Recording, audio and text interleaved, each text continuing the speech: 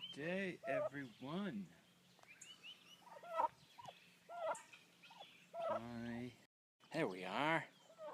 Hey there. This is your crazy dancing farmer. Just welcoming all of the new people that came to visit the farm on Facebook and YouTube and our website. And thank you, Ellen DeGeneres, for re-airing the episode where I appeared on her show, and all the craziness that happened after that. So if this is the first time that you're joining us, welcome. I hope that that you keep coming back and go on this crazy ride with me.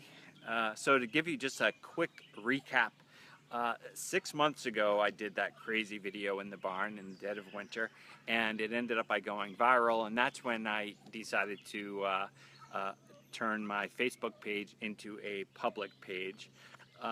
Really, it's more for the farm, because I really want to spread what I'm doing and hope to be accomplishing in this crazy journey of mine. But I just purchased the farm. It's 3 years this month, and I'm not from a farming background, and I've learned everything from books and experience and learning about permaculture design. And if you aren't familiar with permaculture, it's actually a combination of two words, permanent and agriculture, from Bill Mollison and David Holmgren. Started it back more than 30 years ago. And what it is, it's a design system that works with nature to help the ecosystem of the farm. And so all of my plants and animals work together to produce as much as they can, as sustainably as possible. And that's what happens with everything on the farm. So I'm going to give you a quick drive-by. If you haven't already seen my videos of the farm, please go to our YouTube channel, which we're going to do more of. YouTube for live is a little tricky because I'm out in the middle of nowhere, and I only have satellite internet, with which YouTube doesn't seem to like very much. Facebook, for some reason, seems to be okay with it. But so we're going to do a documentary that we've been video taping all spring, and it will continue all summer long, and then we're going to bring that to you at the end of summer to show you more in detail of what we're doing, and that we're going to edit and all of that fun stuff. So crazy stuff happening on the farm. But to give you a quick drive-by, and excuse the cars that are driving by, I've realized that thanks to Ellen, I do have a bunch of people who just kind of park on the road and peek in the farm to see what's going on. And I don't know if they think I'm going to dance for them or what, but yeah, so that's new. And here come my sheep running from the pasture. Those are my East Frisian sheep. I don't know why they're running. What are you running for, guys? Sometimes they get they walk onto a ground bee nest, and they run away from that. And I've happened to walk on a ground bee nest, and getting stung multiple times is not fun. So that probably is what they were doing. I'm going to show you, everyone, and do a quick drive-by. But while I'm here, I wanted to show you our newest arrivals. So I raise heritage breed turkeys, which you can find out all about coming soon. But this is the Bourbon Red Mom that just had just hatched out her babies, and I counted this morning, she has a total of 13 babies. 13 is a lucky number here. And she has a little quarantine area right now because turkey moms have a nasty habit of fighting with each other. And what happens is they inadvertently end up by killing some of their babies just because they're fighting right on top of them. It makes no sense, but I don't get it. But so she's by herself right now until her babies are strong enough to be able to run away and are able to stay away from any nasty moms in the area. So right now I'm walking to our goats because after I get done milking, I take them out to the apple orchard, and they are helping to clear our apple orchard, which hasn't had human traffic in over 30 years. Oh, but you have to bear with me as I get these out of here. Guys, you have to get out of here. You're not supposed to be in with the goats. Come on. You need to go. Come on, guys. See, you just never know what's going to happen on the farm.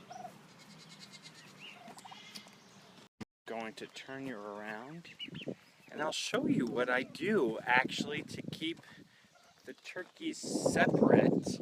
I have my handy dandy wand, and what I have to do is take the wand.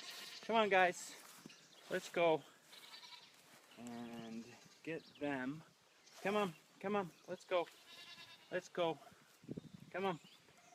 They know to stay away from the wand because otherwise I give them a little tap, and they don't like that. Come on, guys. So I'm going to turn you around so you can get a better view of that.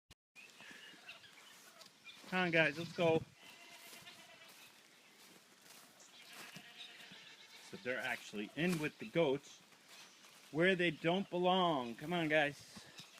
Let's go. Let's go. Out you go. Thank you. Thank you.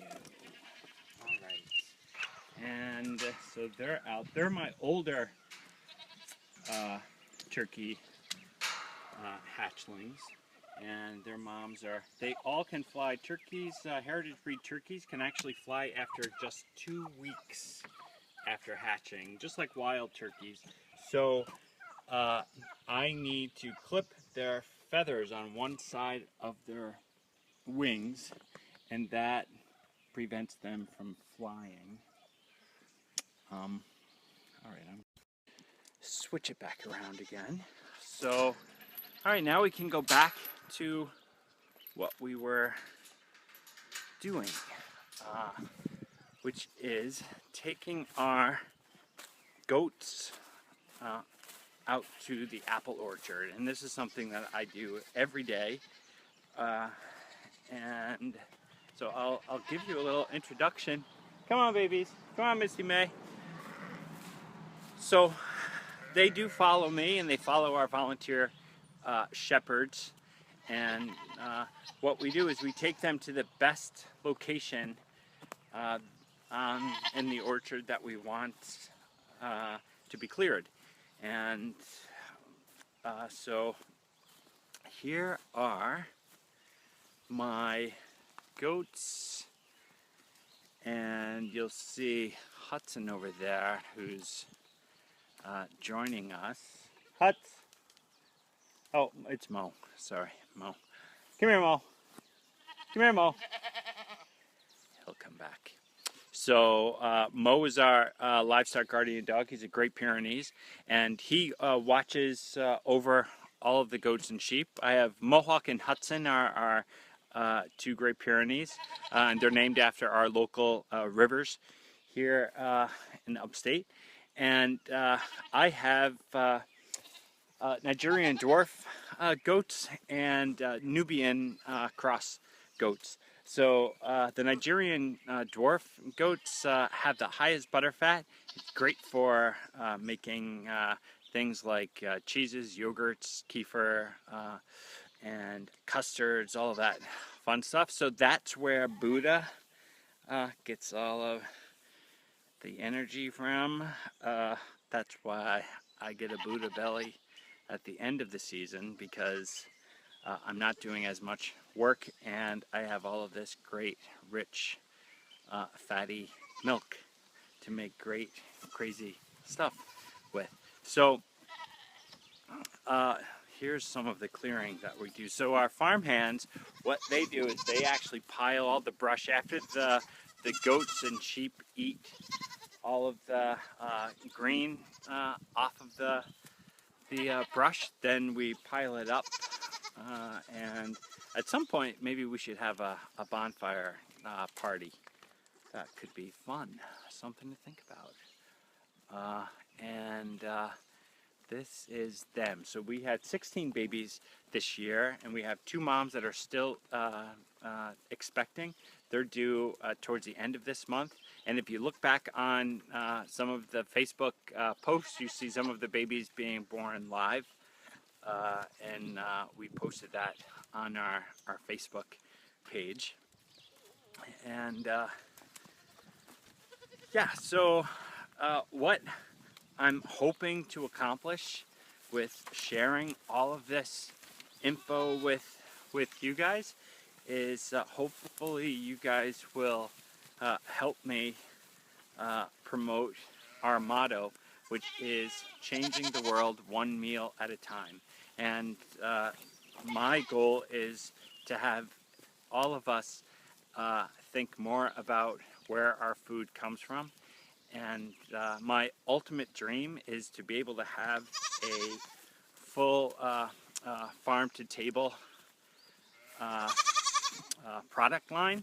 So no matter where you are, you can try products that come directly from our farm, direct to you. So that's what we're trying to work on and trying to figure out and be creative in the process. Unfortunately, right now, since it's summer, I'm in the throes of doing all of the day-to-day farm work. So these guys take all of my time right now, and organizing our farm and getting it ready for the change in seasons and the change in our animals, and trying to figure all of this out is a huge learning curve. So, and you guys get to go for the ride. So, yeah, it's crazy. So one of the things that we've already started working on is, since we have goat milk, we're working on goat milk soap, which we already have 3 products on our Facebook page, and we're working on more to give you. I did meet with Ag and Markets, which is our New York State Department of Agriculture and Markets, and they've given me a lot of information about being able to have goat milk available for consumers. And New York State has some really strict regulations for being able to sell goat milk. And in order for me to sell it, even have it just available, I would have to spend probably about $150,000 in creating a separate barn just for milking and refrigeration and all the stuff that you need in order to be licensed. So that is going to have to be put on the back burner. So I can only right now have the milk available to family. So anyone who comes to the farm, if you're family, you can try the milk, but only if you're family. So, you know, one more reason to become a family member.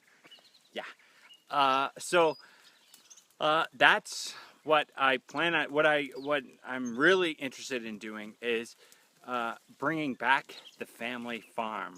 So, you know, if you're from the U.S., one of the things that I have a really hard time with is that we, as Americans, go into supermarkets and we have absolutely no idea where the food actually comes from, even if the food is fresh meats and vegetables and fruit.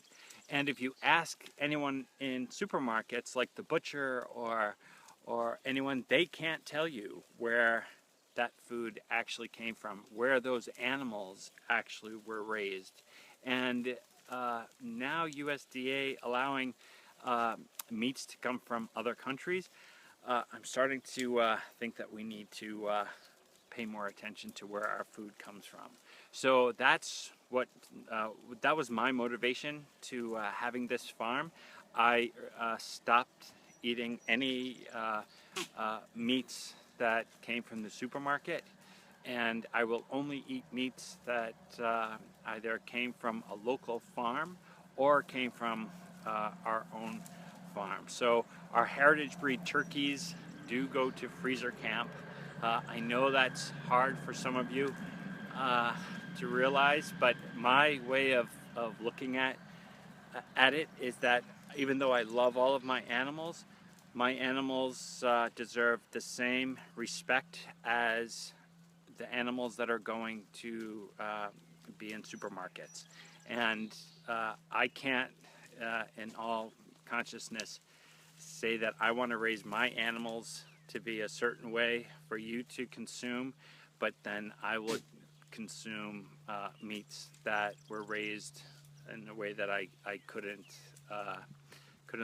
deal with. So hopefully we're getting past the age of ignorance now, and we're starting to realize that we do need to know more where our food is coming from. So I don't want to get on a soapbox.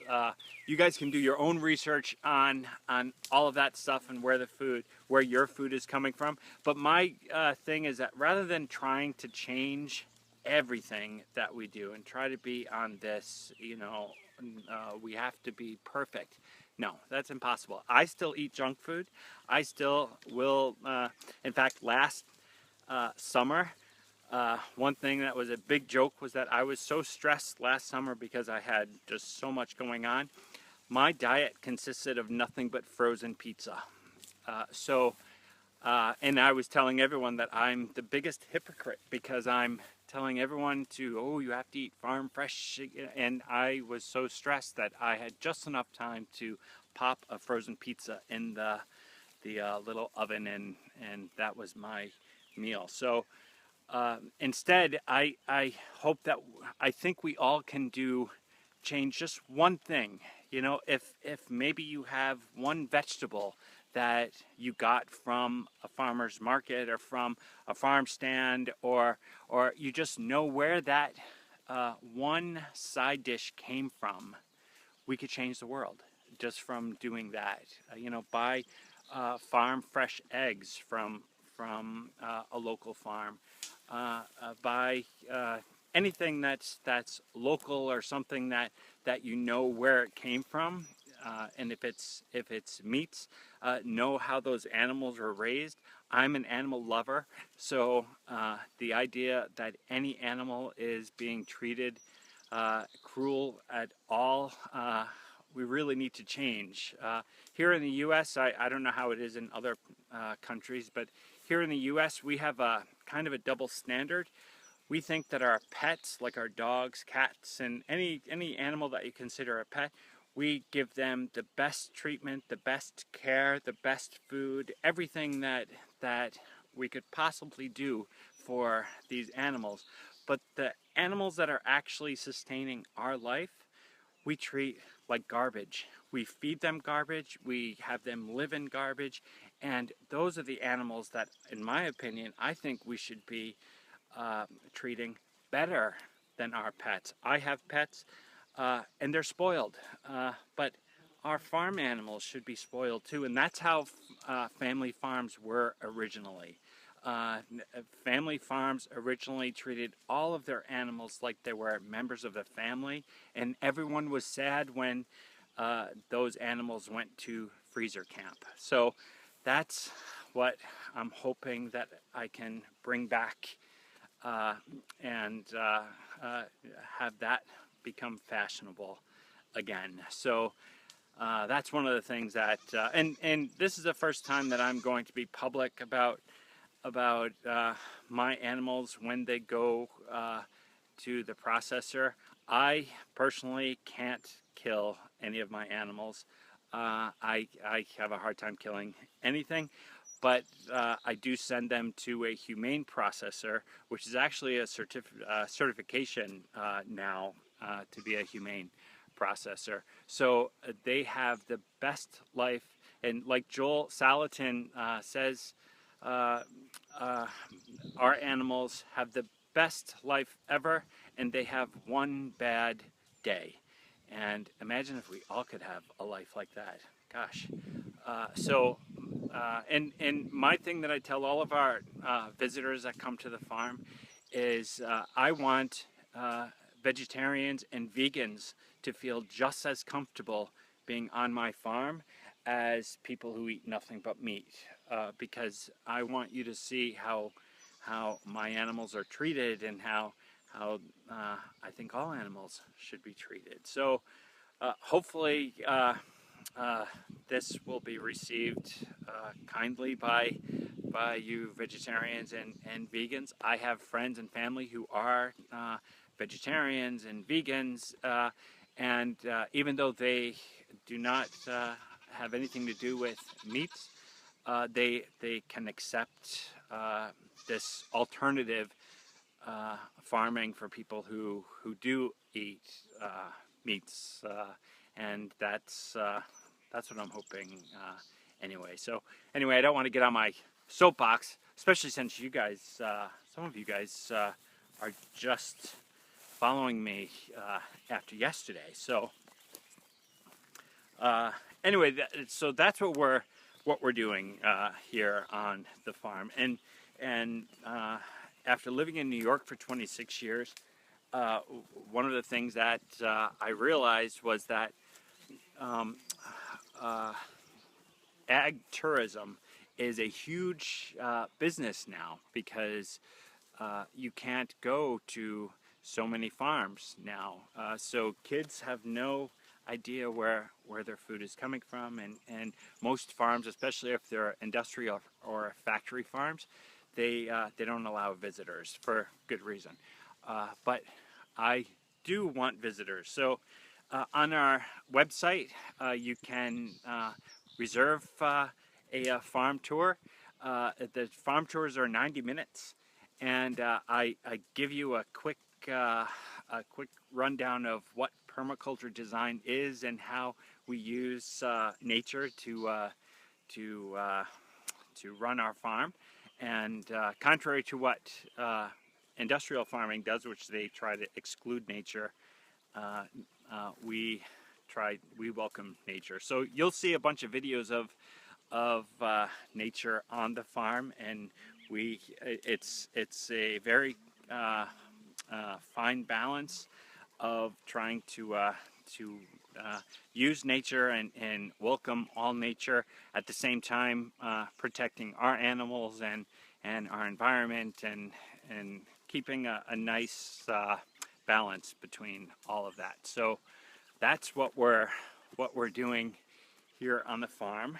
And as far as dancing, that normally doesn't happen until the dead of winter, because I have all that extra time and it's cold and I need to stay warm and keep moving. So winter is when that happens, the dancing part. But who knows, maybe we'll have a barn dance.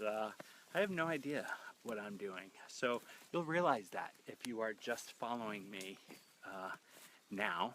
So, but I don't know, that could be fun.